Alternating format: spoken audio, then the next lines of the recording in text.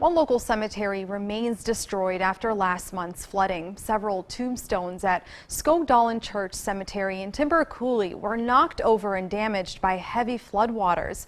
News 8's Scott Behrens tells us how the church plans to save the cemetery using lefse. Sarah, every year the Skogdalen Church has their annual fundraiser dinner. But this year, church members say it's especially important because they need that money to restore their cemetery and rebuild the church's parking lot.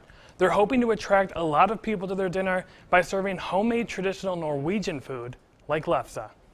It's a Norwegian delicacy. Dozens of people gathered at Our Savior's Lutheran Church in Westby to prepare for Skogdalen's big dinner. To see everyone here working together, it's very uplifting. Kiana Euler has been attending church at Skogdalen her entire life. It's a sanctuary in more ways than one. You know, literally it is a sanctuary where we worship, but it's also a place of comfort, a place of welcoming. Her family has been relying on their faith to get through some difficult times. My sister, she just recovered from a heart surgery last summer, and we found so much peace in the church, in our church members, that it is a second family. Her sister Victoria says knowing the church has her back makes things easier. July 9th, I had my 5th open heart surgery. It's like another home to me.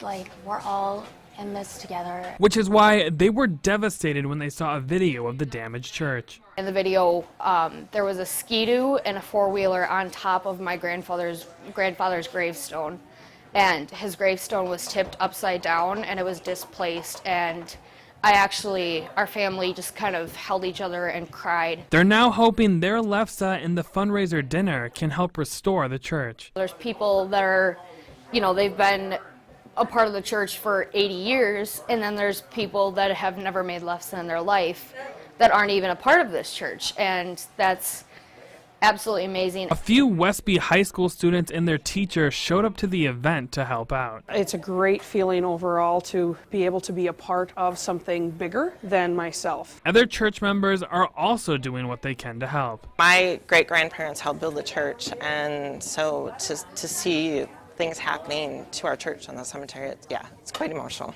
And even though Euler is upset about the flooding, she's confident the dinner will bring in the money they need. We have a plan, we're a team, we're moving forward.